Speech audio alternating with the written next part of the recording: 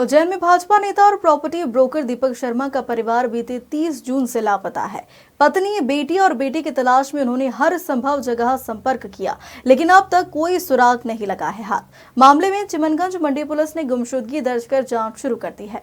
ढांचा भवन क्षेत्र में रहने वाले भाजपा नेता दीपक शर्मा, जो पार्टी की 168 नंबर शांतिपुरी बूथ के अध्यक्ष है, उनका परिवार बीते 30 जून को घर से निकला और अब तक वापस नहीं लौटा।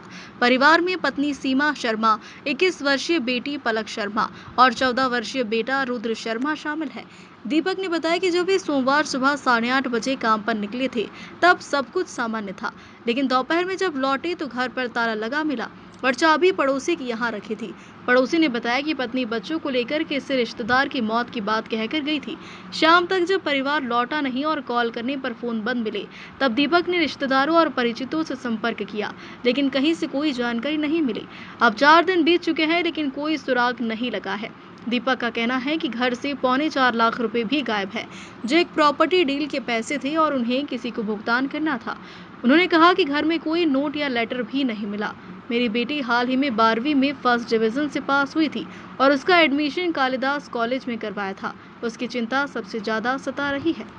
मेरी पत्नी 45 साल की और मेरा बेटा 14 साल का और मेरी पुत्री और जो है तीनों जो 5 दिन से लापता है। पता भी नहीं चल रहा, कोई सुराग नहीं, कोई रिश्तेदार के यहाँ नहीं है। सब दूर घूम आया। मैं छोटा सा परिवार है। मैं एक अनाथ हूँ।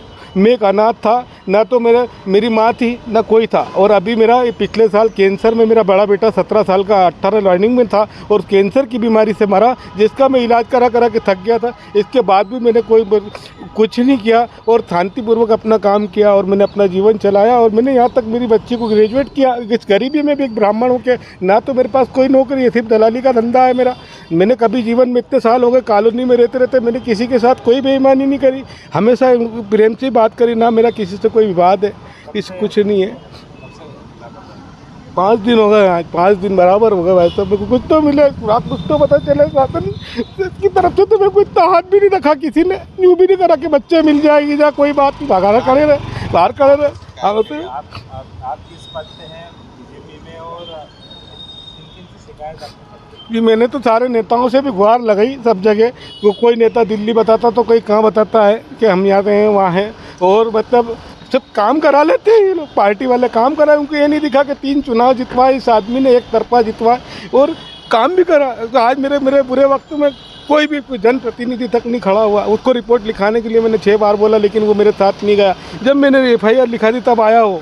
यदि मेरे खिलाफ कोई दूसरी FIR आ जाती मेरी तो मुसीबत ही हो जाती, जबकि मैं मेरी जगह सही खड़ा हूँ। बताओ मेरी क्या गलती है? मैं तो मंदिर गया था, भगवान के चरणों में गया था, महाकाल के चरणों में गया था और मेरे साथ ऐसा हुआ। मैं शासन प्रशासन से सिर्फ न्याय व्यवस्था चाहता हूँ कि मेरा न्याय कर दो, मेरे बीवी बच्चों को ला दो। मैं एक बार चीख के कह रही हूँ, मेरे बीवी बच्चों को ला दो, मेरी बेटी को ला दो। मैं और कुछ नहीं चाहता हूँ। मैं बहुत दुखी हूँ, मैं अनाथ हूँ। हाँ, 3.25 लाख के आसपास केस भी था। मेरे लोगों का दलाली का धंधा है तो वो भी गया मेरे पे।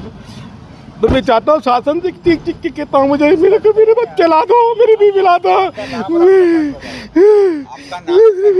कहता हूँ, मैं कुछ नहीं कह रहा हूँ। हाल फिलहाल में जिस पीड़ा से गुजर रहा हूँ, मेरी कंडीशन बहुत खराब है।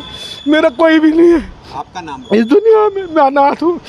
शासन से गुहार लगाता हूँ। मेरा बच्चा का कैंसर में मर गया, उसकी भी गुहार लगाता हूँ कि मेरी तरफ। उज्जैन से सचिन सिन्हा की रिपोर्ट।